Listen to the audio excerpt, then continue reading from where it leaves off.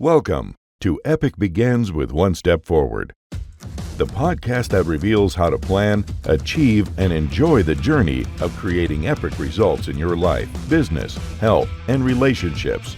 Here's your host, best-selling author and motivational speaker, Xander Sprague.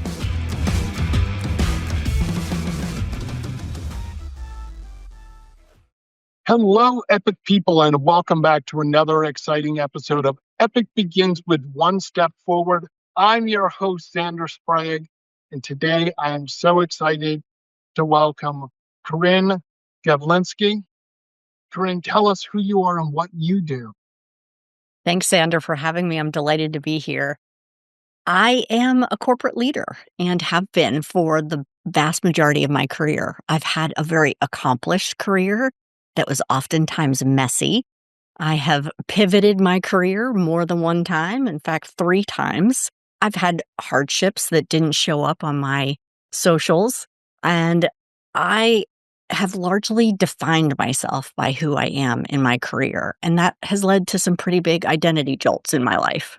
I can understand that. I too have had a variety of careers, done a variety of things, and I do absolutely get there are the things in our life that we do that are a big part of our identity. And then when something happens where we're not able to do that anymore, it does absolutely cause a bit of an identity crisis of a big part of who I was this, be it an athlete, a leader in a particular industry or something. So, of course, I am interested in your epic journey and how you got to where you are. My epic journey began in financial services at a very large publicly traded company that offered me a lot of opportunity that I didn't appreciate at all at the time. And so in retrospect, I want to thank that company for putting me through my paces and teaching me how to lead. And I think the best thing I took away from that was being able to lead in lots of different disciplines and finding where I was well suited, where my talents were well suited. I think that's important for young leaders today, is to not just, perhaps this is controversial to say, but perhaps not to follow their passions, but also follow where their capabilities and strengths are. And so I learned that at an early age. I used that to advance my career. And as I did, I then decided along the way that I was going to start a family and promptly was laid off before I came back to work, which was a huge identity jolt, huge bruise to my ego as well. I pivoted into healthcare and had to start all over again. And when I did that, I built a career that was known for building growth stage teams and customer-facing teams. And then once again, I pivoted much later in my career and started my own business, which I never thought I would do, Xander. I never saw myself as an entrepreneur, but lo and behold, here we are. And today I work with corporate executives and help them to define the legacy of leadership that they want to leave as they consider their next chapter. Definitely. And I do get that. I worked in the corporate world for 22 years, and I did a variety of things. I had jobs. My podcast listeners have heard me say this. I had no right to do. I mean, but I believe in myself. And that's right. I'm like, sure, I can do that. And all of a sudden, here I am, working on a Unix help desk, also for a financial services company on the fixed income trading floor. And I didn't know what Unix was. So, I mean, funny thing about that is implicit in being on the help desk is not only do you know it, but you know it well enough to actually be able to help people. But I absolutely had that same, I was smiling because I'm like, yeah, that same evolution of finding not only where your passion is, but where your strength is. Turned out my strength is I'm really good at explaining technical things to people who are not as technical or whatever. So I spent the majority of my corporate career as a technical trainer, teaching people how to use software. Yeah, I don't regret any of the experiences, but certainly there was a lot of time where I worked exceptionally hard to be mediocre. And I prefer not to just be mediocre Correct. or work that hard and go, here's as high as I can get. Yeah. In our practice, I talk about that in terms of being a lazy leader. And I mean, not so much a leader that isn't working hard, not so much a leader who's mediocre, even, but someone who's entirely unfocused and maybe very distracted. And there's good reason for that. Let's be honest. In today's corporate life, there's a lot of distractions, there's a lot of pressures to do a lot more with a lot less. But unless a leader is focused on the intentional actions that they want to demonstrate in order to be and have an impact on their team, their organization, they're really just being lazy. And I say that because I myself was a lazy leader. I think it is unrealistic to think that none of us is a lazy leader, right? We all flow into and out of laziness at various points in Oh, our careers. absolutely. And there's some comfort. Oh, it's comfortable. I know how to do this.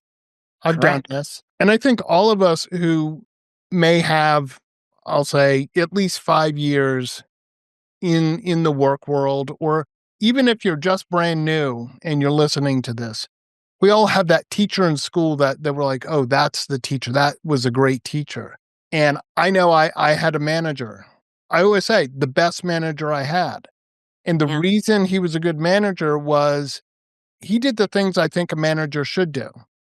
He working in a large corporations, there were, memos that came out that we had to know about.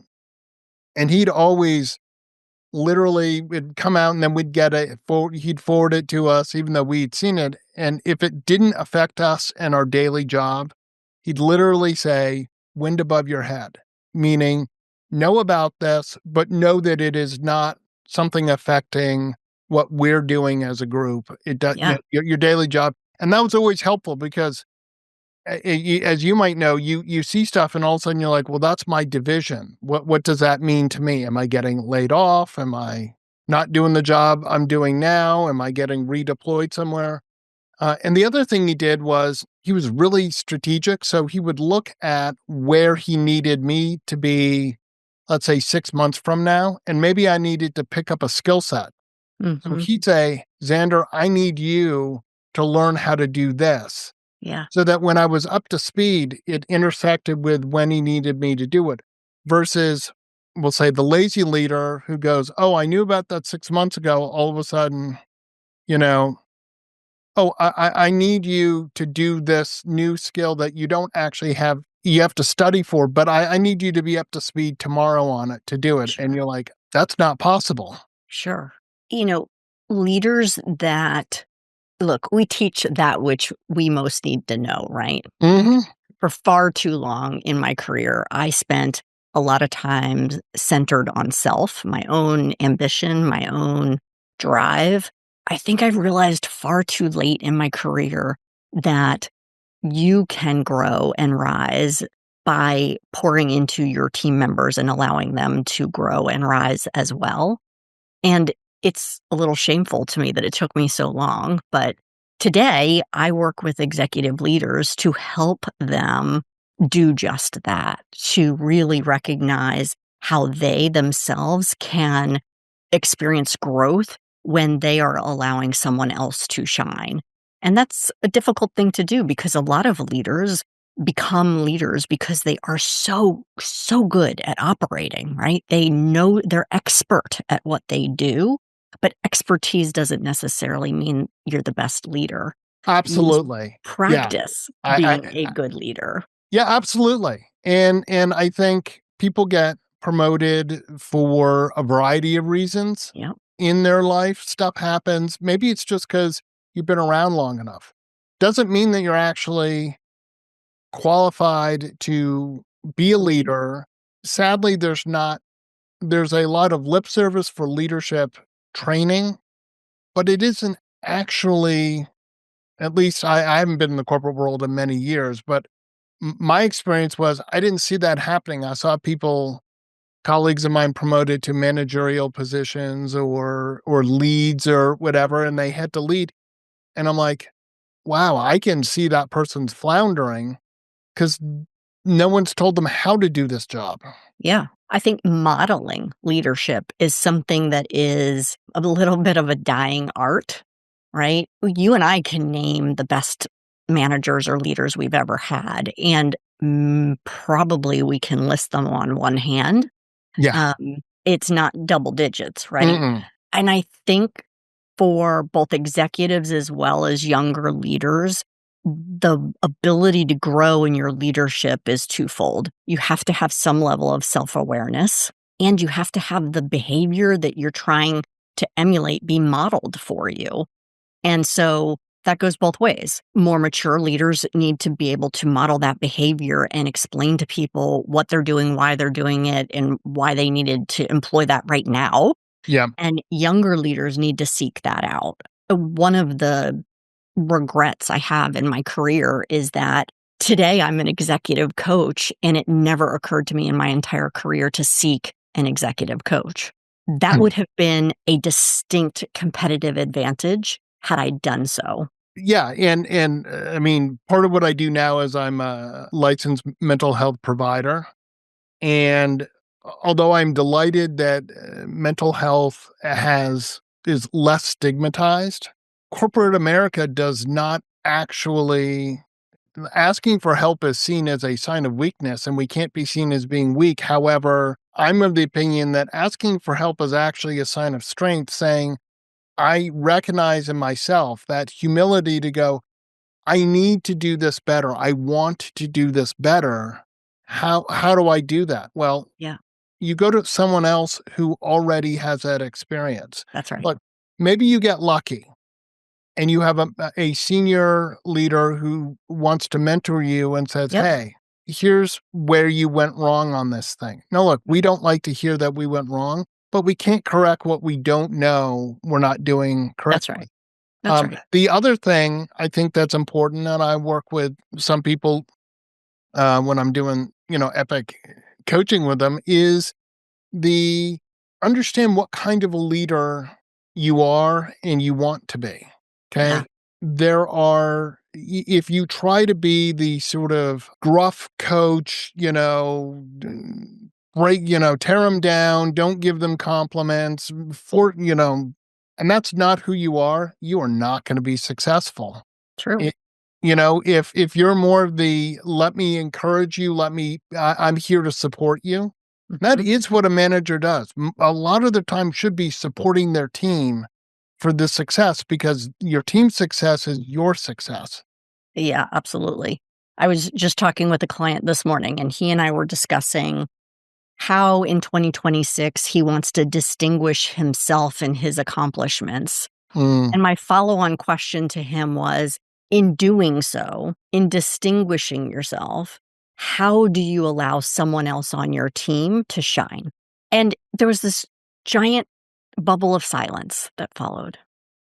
And to an executive coach, that's the best sound because that means my client, an executive, was thinking yeah. and perhaps hadn't contemplated how, by him distinguishing himself in some way, he could allow someone else within his team to shine.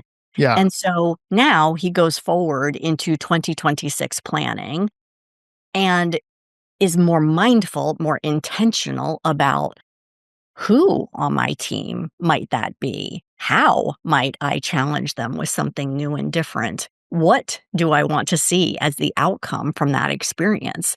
Those were things that perhaps he hadn't even contemplated. But to your point, that's the intention, right? You have to set out to understand not just what kind of leader do I want to be, but how do I want to be perceived as a leader?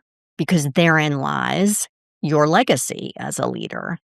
And as I mentioned earlier, it took some pretty big identity jolts for me to have that awareness, but it was really the loss of my parents that ultimately really thrust me into a period of reflection to say, man, am I really being the person I want to be? Am I showing up as a leader in a way that makes me not only feel accomplished, but feel proud, like I've lifted others? Because if you're not lifting others as a leader, what really all doing here? Yeah, absolutely.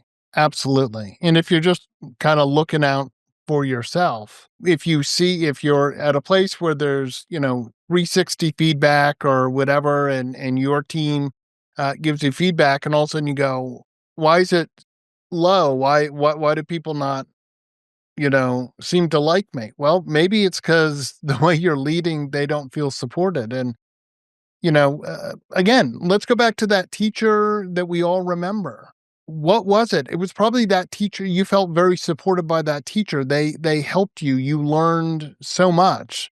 There's also teachers that you might remember that you're like, wow, I really did not like Mr. Mhm. Smith. He scared me. I didn't, when I asked questions, I felt belittled and stupid. And I spent the majority of my career teaching people. I taught sailing when I was, in high school and college, through college. And then I spent most of my time. And the best piece of advice I ever got when I first started instructing sailing was, it is beholden upon you as the teacher to frame it in a way that your student will understand. If they don't understand the message, you need to see if you can change the message so that they understand, because then you're successful. And, as an executive coach, if you said that to your client about, defining his leadership, and there were crickets and he looked blank and had no idea, you obviously are like, hold on, let me rephrase that in a way that you'll get it. Yeah, yeah. Well, in this case, fortunately, he's pretty No, self-aware, so he no, got no, it. no, I get that. But again, there are times where I many, many years ago, when I lived I was originally from Boston, I was living in Boston, and I ended up with this unintentional side business where I was tutoring people 50 plus on how to use their computers. And I had one client, and she got a computer, and I got her onto the internet, and she goes, show me the internet. And I'm like, well, what do you want to see? No, show me the internet. And I was like, okay, wow. I need to come up with some analogy that she can understand, because as we know, we know what the internet, but you can't go show it. She really liked reading.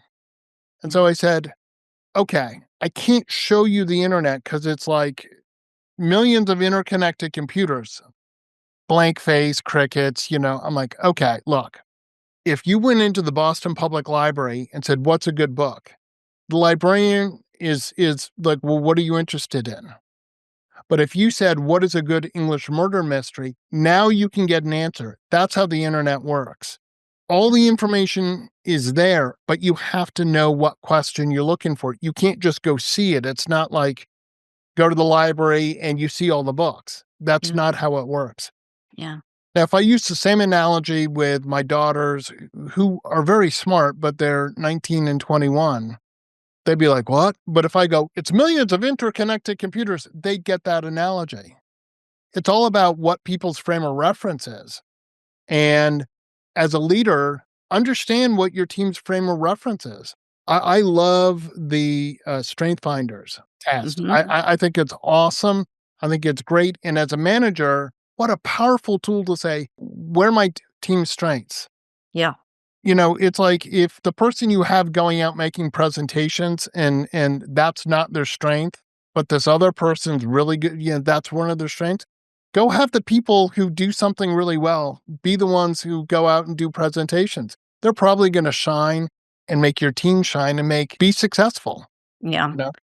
For leaders who work with me and who want to create a legacy, who have some inkling that something is off. Sometimes I describe it as, they present with these problems. They tell me, Corinne, I'm exhausted. I'm not sure I can do another day. Mhm. Sometimes they present with, Corinne, I know I need to reset this team, but I'm not really sure what the first step is. Sometimes they say, Corinne, I've got an event. I've got to motivate my go-to-market team, and I just am not sure what to do this year. Mhm. Any one of those things could be true, or multiple of those could be true. When that happens, I'm working with that leader and his team to create something that we call the executive table read, which is a little bit akin to the Strengths Finder, which you just mentioned, but takes it a step further. Okay, cool. We work with teams to highlight for that leader not only how he or she is perceived by their team, a 360, as you've mentioned, but also not just what are the talents on the team or the strengths on the team, but how do people process information? And what are the behaviors that are innate to them when not under pressure? Right. And by doing so, we're able to illuminate for the team and the leader how to best use the talents on the team and where there may be opportunities for collaboration or where there may be friction points. And the way that that goes beyond a strengths finder or any number of team offsite events that you and I have probably gone to, where you do it, it's fun, it's put on a shelf and you never talk about it again. Yeah. This is really rooted in action. It's about not only illuminating those things, but then asking the team to define the performance behaviors that are most essential to hit their goals in the next year. Yeah. And measuring those performance indicators both today and 90 days post team development meeting Absolutely. so that there's traction and accountability. Absolutely. Well, yeah. And again, like any longer journey you're on, be it a year-long, cycle of work or whatever, important for everyone to know where the checkpoints are, right? Because it makes it easier to say, I need to yes, I understand the bigger picture, but I've got in 90 days, here's where I need to be. Much easier versus a year from now, I need to have the sales way up here. Well, you want to know it, you get there not just by one sale and rocketing up and stuff. It's incremental. And I talk about that in the book about make a plan. Look, it may not work out. There are things that happen in business that what you thought in January, come June, maybe there's an economic downturn. Maybe there's something that is drastically changed. Fine. I got a detour here. I got to figure out how I'm going to reset it. And I need to reset goals because that is no longer realistic or possible or whatever. Absolutely. But all of us like structure. I talk about it all the time. Structure is our friend. It makes us feel comfortable from a mental health standpoint. We all like structure. It helps us to know that we're okay, right? If we feel safe, we're like, I know what to expect out of my job. When those unexpected things come. That's right. You're better able to weather them. Yeah. Versus I'm just constantly in panic mode. You're actually like that leader. I'm so tired. I can't go on. Yeah, they probably not felt safe. There isn't structure in there, as much structure as possible. And again, like anything, do you like to cook? I do like to cook. I'm not a very good cook. Well, that's okay. If you're trying to cook something new, you have a recipe. There's structure, right? Sure. Like, but you I don't know, let's say you want to make chicken cordon bleu, right? If you've never made it, if you have a recipe, there's some comfort, there's some structure, right? Yeah. Maybe it doesn't come out well, but at least you have some versus going, okay, I know I need, chicken breast, I need ham, I need cheese. Now what do I do? Right? Yeah, sure. Using that analogy, how many times have we been in a corporate team building event where you've made the chicken cordon bleu, you ate it, or you set it aside in the refrigerator and you never thought about it again. You never made it again. You never talked about it again. You never did anything with it. Yeah. Well, what if that were not the case? And instead you were talking about, how can we get this just a little bit better in a 90-day sprint? Absolutely. What would we do to make this taste even better, right? It's not dissimilar in the leadership world. If you're talking about actions that the team believes are important, they can contextualize in a 90-day window what needs to happen to move the needle 4%. Yep. 6% even. Yeah. Right? Don't think 12, 18 months down the road. If you shorten the time horizon, it's a lot easier to contextualize and get traction, which then leads to greater confidence of the team. Absolutely. Now, one thing I love to ask my guests is, for me, a big part of my life is 2 words: not yet. Because I think not yet has so much optimism, and we all have not yets, right? Things that we say we want to do. Now, look, maybe it's in your job. I really want to learn this skill. Do you have it? Not yet, right? I want to write a book. Are you done with your book? Not yet. Versus no. Makes it sound like it's never going to happen. But there's things that we know take time. So for you, Corinne, what's 1 or 2 of your not yets? I love this question. You know, I have done a lot of presenting in my corporate life. I was in sales, I was in a go-to-market team and led in that area as well. But I've never yet been on a big stage, a TEDx or something similar, even, more regional perhaps. And that's something that I would secretly love to do at some point. And yeah, so not yet, but soon. Have you been on a big stage? Not yet. Not yet. And to me, look, if it never happened, look, there are things that are, I'm like, oh, I'd really love to do this. I realize maybe that won't happen, but for me, I come alive thinking about it because I'm like, the possibility is there. Maybe I just choose that now is not the time for me to do this, right? Yeah. Yeah. However, I've always lived by the credo of take a bet on yourself, always. Oh, yeah. And you don't get what you ask for, but knowing how to ask is really important. Oh, there's no doubt. There is absolutely. And yeah, if you aren't betting on you, if you don't believe in you, how are other people going to? That's right. I mean, it's kind of like we see advertisements all the time, right? It's not like a car company comes on and goes, well, we hope the transmission won't fall out at 50,000 miles and we're hoping the wheels will stay on.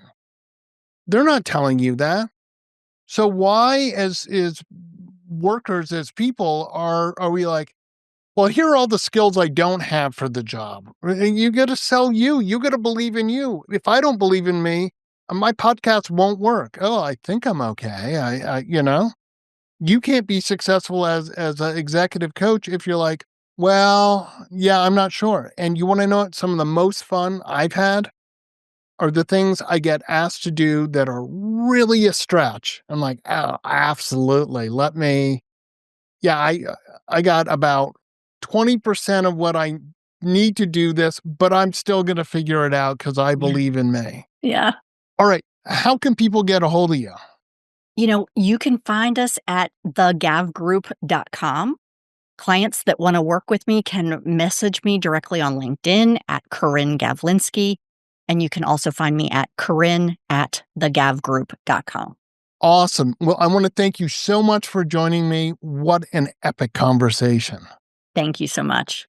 And I want to remind everyone that if you're ready to begin your epic journey, go to epicbegins.com. And as always, remember, epic choices lead to the epic life that you want. Get your gift copy of the award-winning book, Epic Begins with One Step Forward, at epicbegins.com. That's a wrap on this episode of Epic Begins with One Step Forward with your host, Xander Sprague, best-selling author, internationally acclaimed public speaker, and licensed professional clinical counselor. To make your next conference or event epic, send an email to Xander at zander@epicbegins.com. Be sure to subscribe so you don't miss the next episode. Remember, epic choices, epic life.